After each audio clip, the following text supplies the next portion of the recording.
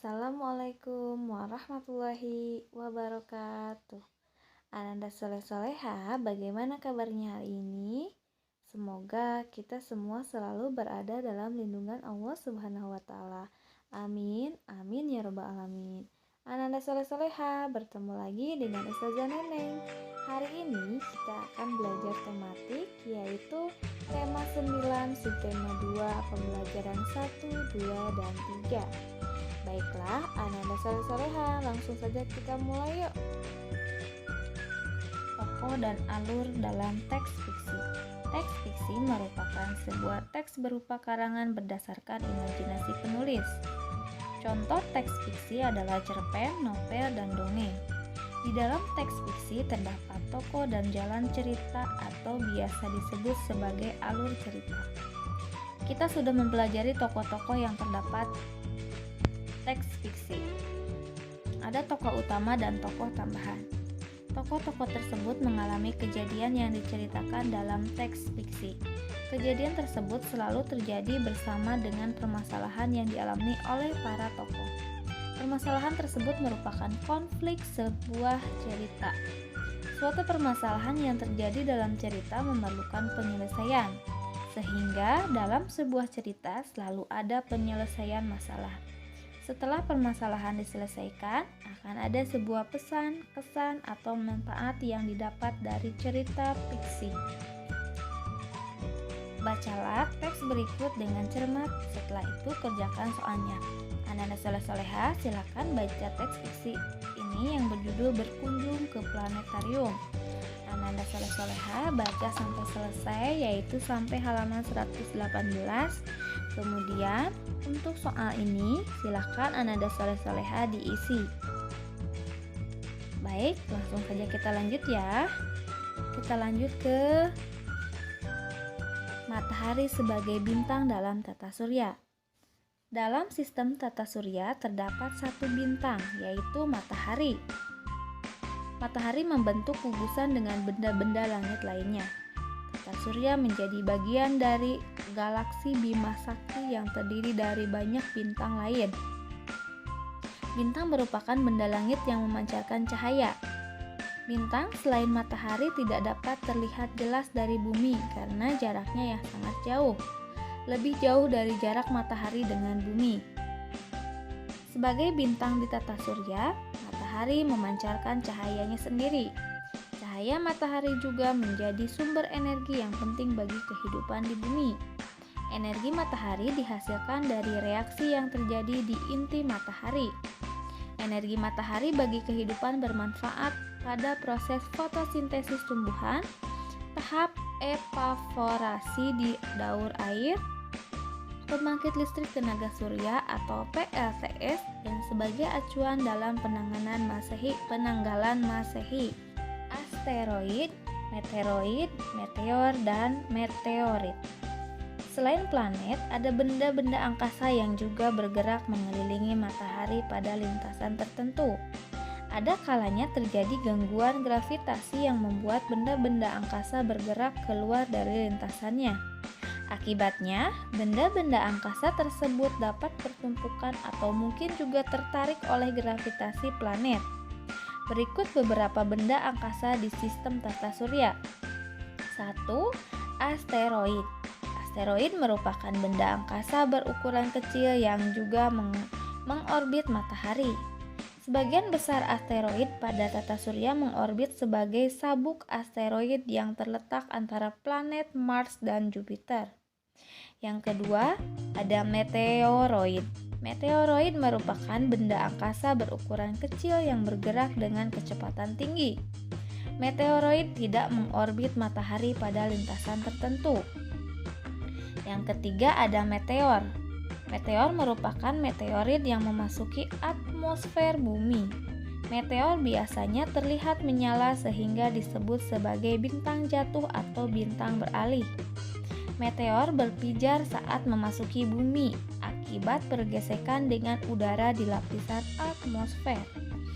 Lebih dari 20 juta meteor memasuki atmosfer bumi setiap harinya. Meteor-meteor tersebut berukuran sangat kecil dan habis terbakar sebelum sampai ke permukaan bumi. Yang keempat ada meteorit. Meteorit merupakan meteoroid yang masuk ke atmosfer bumi dan tidak habis terbakar. Meteorit yang sampai ke permukaan bumi biasanya berukuran kecil. Selanjutnya ada menentukan alur cerita dalam teks fiksi. Ketika kita sudah dapat menentukan tokoh cerita dalam teks fiksi, kita dapat menentukan peristiwa yang dialami tokoh-tokohnya. Peristiwa yang dialami dapat dicermati lagi lebih lanjut seperti kapan, di mana, dan mengapa terjadi peristiwa tersebut. Setelah itu kita dapat mengetahui permasalahan yang terjadi dan penyelesaiannya. Bagian-bagian itu dapat disusun menjadi alur cerita. Selanjutnya ada tari kreasi daerah. Ayo ingat kembali mengenai tari kreasi daerah. Tari kreasi daerah adalah tari daerah yang mengalami perkembangan inovasi dan variasi gerakan. Tujuan dari inovasi atau variasi ini agar tari yang dimainkan dapat diterima oleh masyarakat. Selain dapat diterima oleh masyarakat, tari kreasi daerah juga bertujuan untuk hiburan. Cara membedakan antara tari daerah dengan tari kreasi daerah dapat dilihat dari gerakan, busana, alat musik pengiring, lagu pengiring, atau tata riasnya. Tari kreasi di setiap daerah pun beragam. Salah satu jenis tari kreasi adalah tari kreasi baru. Tari kreasi baru adalah tari daerah yang mengalami perkembangan dan penambahan dari musik pengiringnya karena mengikuti perkembangan zaman. Walaupun mengalami perkembangan, nilai-nilai yang terkandung di dalam tari daerah tidak hilang. Ini ada contohnya adalah tari zapin, merupakan salah satu tari kreasi daerah yang dimainkan secara berpasangan. Tari ini berasal dari Riau. Properti yang digunakan dalam tari ini adalah busana khas Melayu dan beberapa kali dilengkapi dengan selendang. Tari ini sudah mengalami perkembangan seperti adanya tambahan variasi gerakan dan modifikasi busana, namun tidak menghilangkan nilai-nilai asli dari kehidupan masyarakat akibat modernisasi.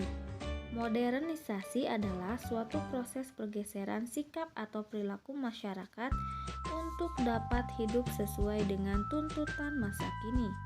Artinya, kehidupan masyarakat menjadi semakin modern seiring dengan berjalannya waktu.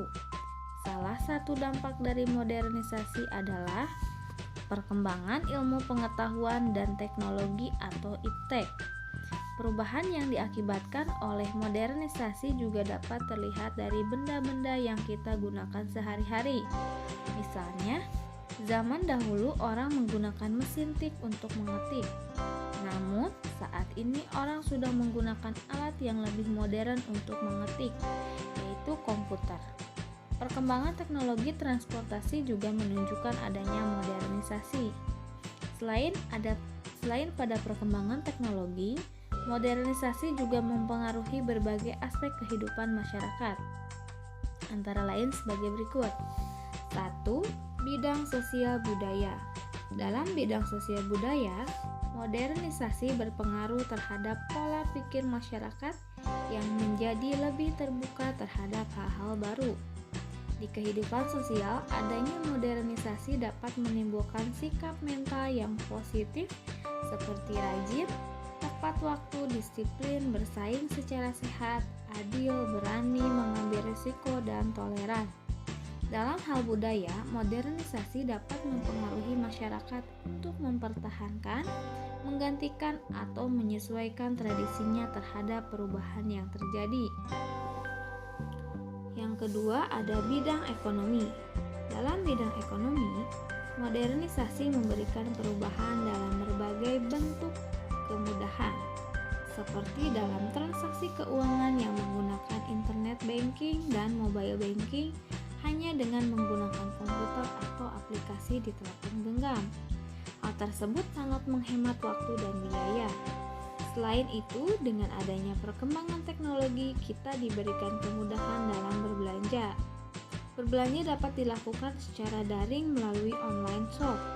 Kita dapat berbelanja dengan bantuan jaringan internet dan komputer, atau telepon pintar, atau smartphone tanpa harus bertemu langsung dengan penjual. Baik, yang ketiga ada bidang pendidikan. Di dalam bidang pendidikan, teknologi internet dapat membantu guru dan siswa dalam mencari informasi seputar pendidikan yang dapat menambah ilmu dan wawasan. Adanya teknologi berupa komputer memudahkan siswa dalam mengerjakan tugas. Guru juga dapat menggunakan teknologi komputer dalam menyimpan data-data nilai siswa.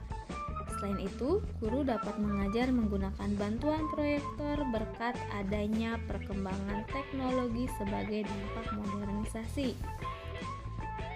Apapun pengaruh modernisasi yang terjadi di berbagai aspek kehidupan, kita harus dapat menyikapinya dengan baik. Kita harus mampu menyaring informasi yang semakin mudah didapatkan berkat modernisasi. Dengan begitu, kita dapat meminimalkan dampak negatif dari modernisasi. Selanjutnya, Ananda Soleh-Soleha, silakan kerjakan soal-soal berikut ini. Kerjakan di buku tulis ya Soleh-Soleha nomor 1 sampai nomor 5. Baik, Ustazah lanjut ke menyusun cerita fiksi berdasarkan urutan potongan gambar. Cerita fiksi dapat dibuat dari berbagai sumber, misalnya potongan gambar. Kamu dapat membuat cerita sesuai dengan potongan gambar yang disajikan. Membuat cerita fiksi dari potongan gambar dapat dilakukan melalui langkah-langkah berikut. 1. Amatilah potongan gambar yang disajikan. Perhatikan objek-objek yang ada pada potongan gambar. Yang kedua, perhatikan setiap unsur dalam potongan gambar. Misalnya tokoh, latar tempat, latar waktu, dan suasana dalam potongan gambar.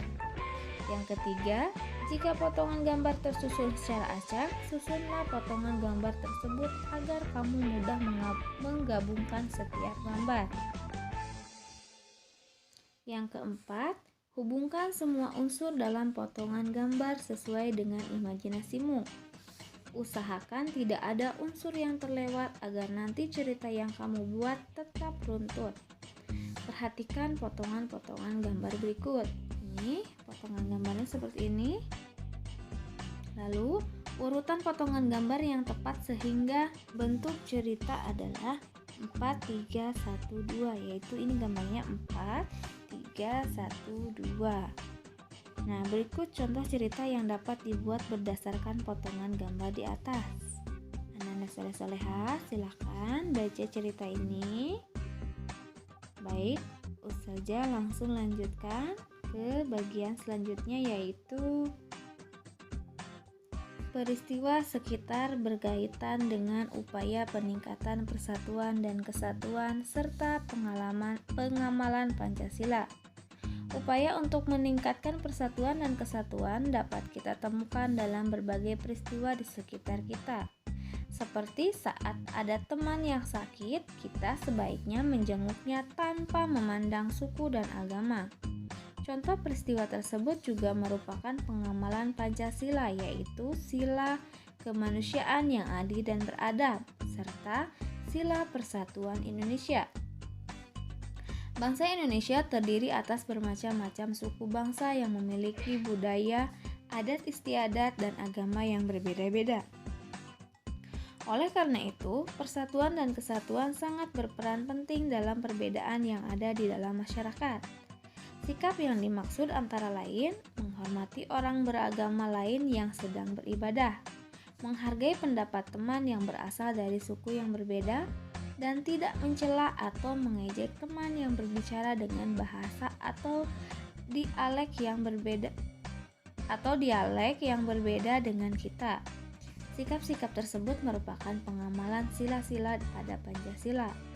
Selain menerapkan sikap persatuan dan kesatuan serta mengamalkan nilai-nilai Pancasila, masyarakat Indonesia juga harus berperan serta dalam menjaga kelestarian budaya bangsa. Jangan sampai budaya, adat, dan kebiasaan yang kita miliki tergeser oleh budaya luar yang mulai banyak masuk ke Indonesia. Keragaman budaya yang kita miliki adalah jati diri bangsa Indonesia dan kekayaan tak ternilai yang tidak dimiliki oleh negara lain.